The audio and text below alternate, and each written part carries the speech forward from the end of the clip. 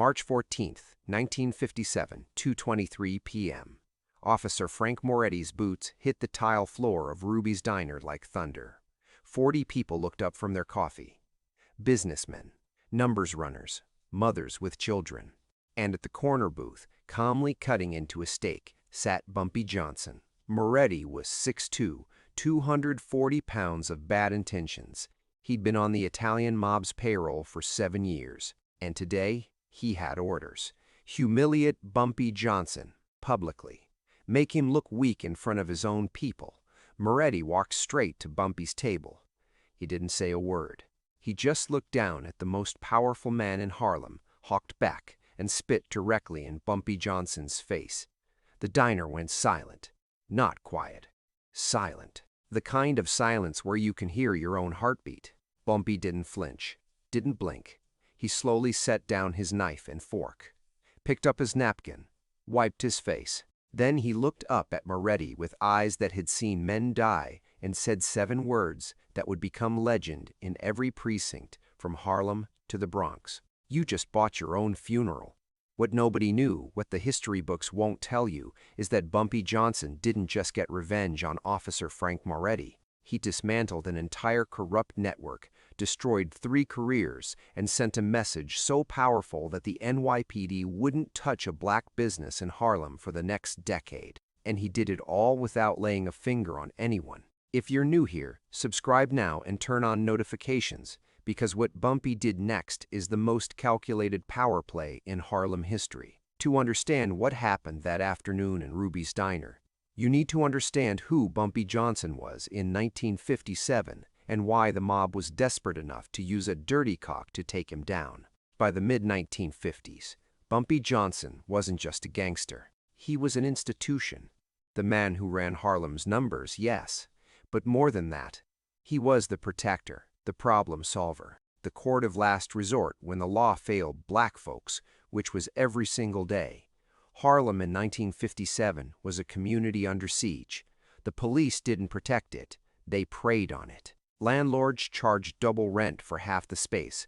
Banks wouldn't lend to black businesses, and the Italian mob circled like vultures, waiting for any sign of weakness. But there was Bumpy. When a widow on 135th Street couldn't pay her rent, Bumpy paid it. When young men came home from Korea with no jobs and no prospects, Bumpy found them work. When Italian mobsters tried to move product to Harlem schools, Bumpy made sure those mobsters were found floating in the East River. When a shop owner got shaken down by dirty cops, one phone call to Bumpy, and those cops suddenly found themselves transferred to Staten Island. He walked the streets of Harlem every day, not with bodyguards alone. People stopped him to shake his hand, to thank him, to ask for help. He remembered names. He remembered children's birthdays. He remembered who was sick and who needed work. The community didn't just respect Bumpy. They loved him, and that love was worth more than any amount of muscle the mob could buy. It was a shield no bullet could pierce, a wall no army could breach. The Italian families had a problem. Harlem was generating $50 million a year in numbers money. $50 million that Bumpy Johnson controlled. The families wanted a piece, but every time they reached for it, they pulled back a bloody stump. They'd sent enforcers. Bumpy's men sent them back broken. They tried bribing his lieutenants. Nobody talked, not for any price. They'd offered him partnerships. Bumpy told them Harlem wasn't for sale. Vito Genovese, who was making moves to become the boss of bosses, called a meeting in late February 1957. It was held in a back room at a restaurant in Little Italy, the kind of place where conversations never left the walls. Around the table sat his top captains, including one who had a particular connection, a nephew on the NYPD. "We've sent soldiers," Genovese said, his voice low and cold. Bumpy sent them back in boxes. "We've tried to buy his people. Nobody talks. We've tried to cut deals. He won't negotiate." He slammed his palm on the table. "This colored man is costing us a fortune." Carlo Gambino, who was there as a representative of his family, lit a cigarette. "So what do you suggest?" Genovese leaned forward. "We can't beat him with muscle. We can't buy him, but we can break him. A man like Bumpy Johnson. His power comes from respect. Take that away, and the whole thing crumbles. How do you take respect from a man like that? Another captain asked. You humiliate him, in public, in front of his own people. You make him look weak, and then you watch his empire fall apart on its own. That's when someone mentioned the 28th Precinct. The 28th Precinct covered Harlem, and it was rotten to the core. Half the cops were on the Italian payroll. The other half looked the other way, and the dirtiest of them all was Sergeant Frank Moretti. Moretti was a third-generation Italian-American who hated black folks with a passion that bordered on pathological. He'd beaten confessions out of innocent men. He'd planted evidence on community leaders. He'd stood by while his fellow officers brutalized anyone who looked at them wrong. And he owed the Genovese family $8,000 in gambling debts. Here's what we do, Genovese explained. We use Moretti to humiliate Bumpy in public. Spit on him, slap him, whatever it takes. If Bumpy does nothing, he looks weak. His people lose faith. We move in and take over.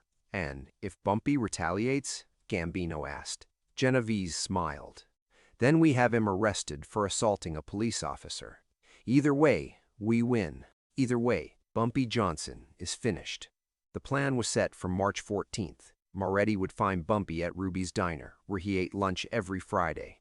The humiliation would happen in front of witnesses. Harlem would see their king brought low by a badge. But here's what Genovese didn't know. Here's what Moretti didn't know. Here's what Moretti didn't know. Here's what nobody knew until years later. Bumpy Johnson had a friend in the 28th Precinct, a black detective named William Bill Harris who'd been on the force for 15 years. Harris wasn't dirty, which made him an outsider. But it also meant he heard things that the dirty cops said freely, thinking nobody was listening. 3 days before the incident at Ruby's Diner, Harris showed up at Bumpy's apartment on Sugar Hill. It was 11 p.m. He looked nervous. "They're coming for you, Bump," Harris said. "Moretti. He's got orders from the Italians. Going to try to humiliate you in public, make you look weak." Bumpy poured 2 glasses of whiskey. He handed one to Harris. "When?" "Friday. Ruby's Diner. They know your schedule." Bumpy was silent for a long moment. Then he smiled. Not a happy smile. The smile of a chess player who just saw checkmate 15 moves ahead. "Let him come," Bumpy said quietly. Harris stared at him. "Bump, you can't touch a cop. They'll throw you in Sing Sing and lose the key." Who said anything about touching him? Over the next 3 days, Bumpy set something in motion that would become legendary in Harlem's underworld. He didn't plan violence. He didn't plan threats. He planned something far more devastating. Bumpy had connections that went beyond the streets. Lawyers, journalists, politicians who owed him favors, even a few honest cops who were sick of watching their brothers take mob money. He'd spent 20 years building these relationships, not for protection, for moments exactly like this. He made phone calls. He called in debts. He gathered evidence. First, he visited a reporter at the Amsterdam News named Marcus Thompson. Thompson had been trying to expose police corruption for years, but he could never get enough proof to publish. "How much proof do you need?" Bumpy asked him. "Enough to make it airtight. Photographs, records, witnesses who will talk." Bumpy smiled. "I'll have it for you by Friday." Then he visited a lawyer named James Mitchell, one of the few black attorneys in Manhattan with connections to the federal courts. Mitchell had defended Bumpy twice over the years. He knew how the man operated. "I need you to put together a package for the FBI," Bumpy said. "Federal crimes, interstate conspiracy, civil rights violations." Mitchell raised an eyebrow. "You're going federal? That's not your usual style." "My usual style won't work here. I touch Moretti, I go to prison. But if the feds touch him, he goes to prison. And everyone knows I made it happen without breaking a single law." Bumpy prepared a file on Sergeant Frank Moretti that contained every dirty deed the man had ever done, every bribe, every beating, every piece of planted evidence, every name of every mobster he'd protected. He had photographs of Moretti meeting with Genovese captains. He had bank records showing deposits that didn't match a cop's salary. He had 3 witnesses willing to testify. But Bumpy didn't use it. Not yet. He waited. Because Bumpy understood something that most men don't. The best revenge isn't quick. It's slow, it's public, and it leaves a scar that never heals. He let Moretti walk around for 3 more days thinking he'd won. Let him brag to his fellow cops about what he'd done. Let him collect congratulations from the mob. Let him feel invincible. And then Bumpy pulled the trigger. March 14th, 1957, 2:23 p.m., Ruby's Diner. The lunch crowd was thick that Friday. Steam rising from coffee cups. The smell of fried chicken and collard greens hanging in the air. Conversation and laughter filling every corner of the room. Bumpy was at his usual booth, back to the wall, eyes on the door. He wore a gray suit, impeccably pressed. A gold watch caught the light as he cut into his steak. He saw Moretti walk in, saw the swagger, the hatred, the anticipation in the man's eyes. The conversation in the diner dropped to murmurs. Everyone knew who Moretti was. Everyone knew who he represented. Bumpy kept eating. Moretti walks through the diner like he owned it. His footsteps echoed. 40 pairs of eyes followed him. He stopped at Bumpy's table, looked down with pure contempt. Well, well, the king of Harlem, eating steak like he's somebody. Bumpy didn't look up, just kept cutting his meat. Moretti's face reddened. He wasn't used to being ignored. He reached down and knocked the fork out of Bumpy's hand.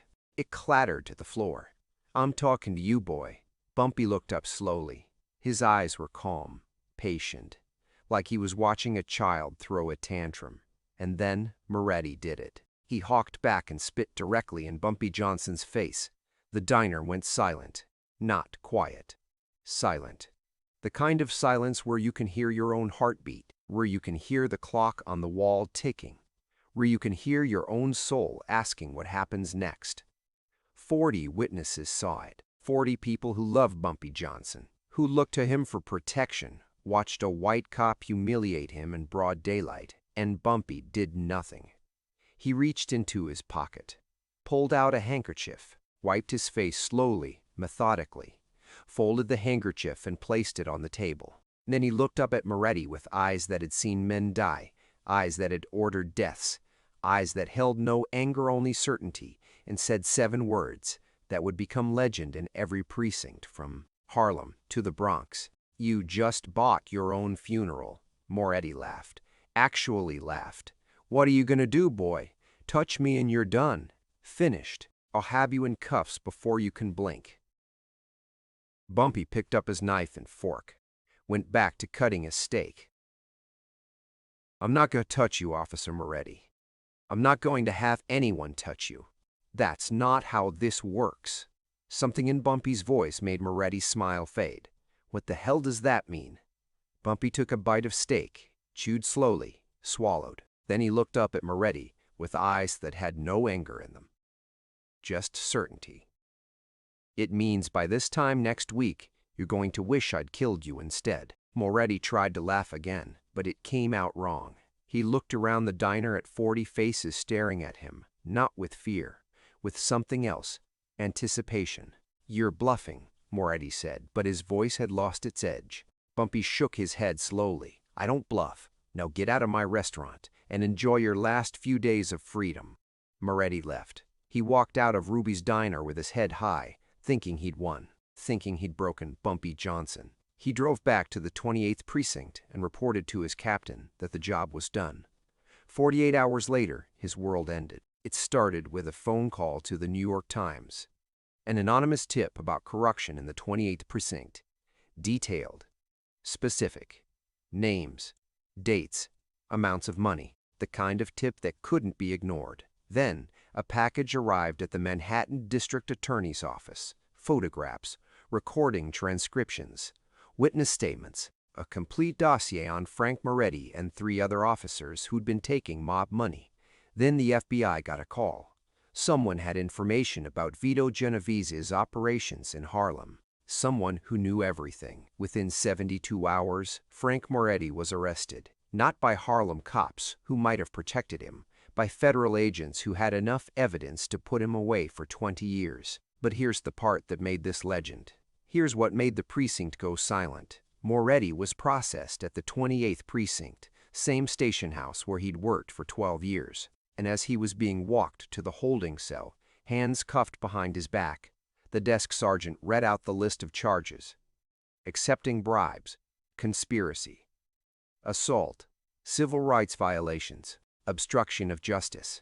It went on for 3 minutes, and the whole precinct was silent. 40 cops. Not one said a word.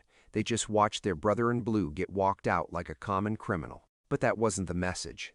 The real message came later. That night, a man showed up at the precinct, well-dressed, calm. He asked to see the captain. He was escorted upstairs. Nobody knows exactly what was said in that meeting, but when the man left, he walked past every cop in that building, and every single one of them looked away. Not one would meet his eyes. The man was Bumpy Johnson. Word spread through Harlem like wildfire. By morning, everyone knew. Bumpy hadn't touched Moretti, hadn't threatened him. He'd destroyed him completely, legally, and permanently. And then he'd walked into the very precinct that had tried to humiliate him and showed every cop in that building that he was untouchable.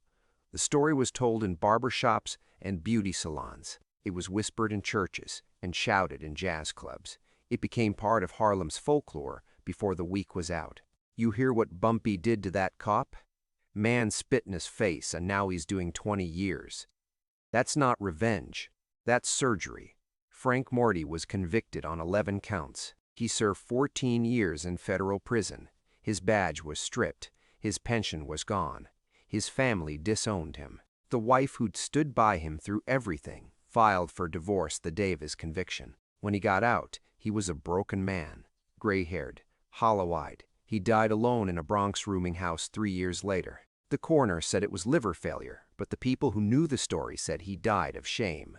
The 3 other cops from the 28 who'd been taking mob money, 2 resigned before they could be arrested. 1 testified against the Genovese family in exchange for protection. None of them ever worked in law enforcement again.